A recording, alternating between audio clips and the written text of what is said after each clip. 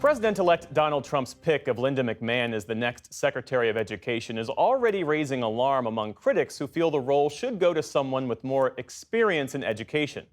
But her appointment has also been met with praise by supporters who see this as a win for parental rights and school choice. The former professional wrestling executive led the Small Business Administration during Trump's first term before she resigned in 2019. This time around, she's set to head an agency that Trump has repeatedly pledged to dismantle. For more, we're joined by John Vallant, director of the Brown Center on Education Policy at the Brookings Institution. Thanks for being here. Thanks for having me. I think it's always useful to look at these selections in the context of what Mr. Trump has said about these respective departments and agencies. So help us understand Linda McMahon as his choice to lead a department that he says he wants to get rid of and allow each state to handle education individually, as he put it. So there's an irony to selecting a secretary of a department that the incoming administration is looking to dismantle from everything that they've told us. Now, they are very unlikely to actually be able to do that because eliminating the Department of Education would require an act of Congress. It would be subject to a Senate filibuster, and there is no Democratic support for that idea, and there very likely would be some Republican opposition too. So I don't think that they're thinking in terms of how do we eliminate the department with this pick. But it is also the case that Linda McMahon has very little experience and expertise in education. She has more experience running agencies and working in the first Trump administration, but is not one who seems to really understand the issues of the day when it comes to education policy. It strikes me that students with disabilities and their families in particular would experience the ripple effects if the administration really does make good on its promise to reduce the federal government's role in public education. So when people talk about eliminating the Department of Education, it's important to ask what they mean. And if, when they're talking about that, they're talking about eliminating the department and eliminating all of the programs that the department administers, it would be catastrophic for all kinds of student populations. So students with disabilities are certainly one. They receive protections from legislation and they receive resources. Students who live in poverty are another. They receive resources that they really need. Now, the Trump administration can't just come in and do that. And in fact, those programs are hardwired into legislation that predates the Department of Education. Part of the reason we have a Department of Education is that they administer those programs, and we were sort of getting a lot of programs that we needed someone to administer. So it would absolutely be catastrophic if we were to go in that direction. I'm very skeptical. Not only because there would be a Democratic opposition, but students with disabilities and students in poverty, they don't just live in blue states and in blue areas. They live all across the country. And there are a lot of Republican members of Congress who are very sensitive to the impacts that that kind of move would have on their own constituents.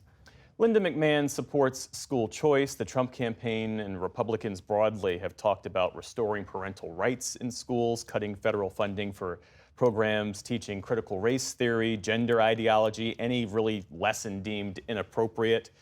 There's also this push to restore what Republicans, many conservatives, see as the fundamental right to pray in school. At the heart of it, though, is this fundamental disagreement about the role of public education. Is that how you see it?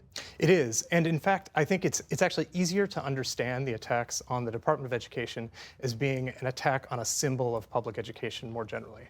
And maybe the most important policy trend that we've seen around the country when it comes to K-12 education is that in a lot of states, and it's red states and a couple of purple states, they have pushed toward what are essentially universal school voucher programs.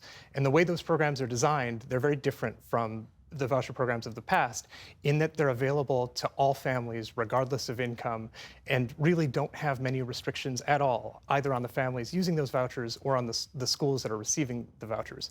And so what I think we're really seeing is we're seeing a push from the Republican Party and from the Trump administration away from public schools and into private schools, whether they're religious or not. How have the culture wars broadly affected public education, and how do you see it evolving in a second Trump term? So it's been a really difficult few years for schools across the country, and it started really or ramped up with the COVID-induced school closings. And after those COVID-induced school closings, we did have this wave of culture war battles, especially related to gender and to race. And at minimum, it has been incredibly distracting when we really have had to focus on what are big issues for schools. So even today, we haven't nearly recovered all of the lost learning that happened as a result of those school closings. And then on top of that, we have issues with chronic absenteeism. We have issues with politics infiltrating schools, and it really is a bad time.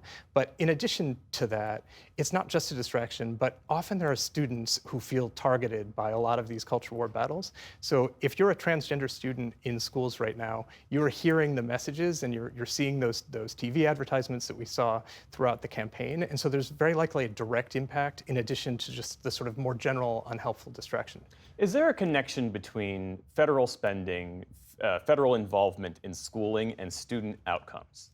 So the federal government is a relatively small player when it comes to funding our schools. It puts about 10% of funding into our school system, and the funds that it puts go highly disproportionately into the areas in greatest need. So if we were to rely entirely on state and local sources of funding, we would have an education system that vastly overfunds the wealthiest areas.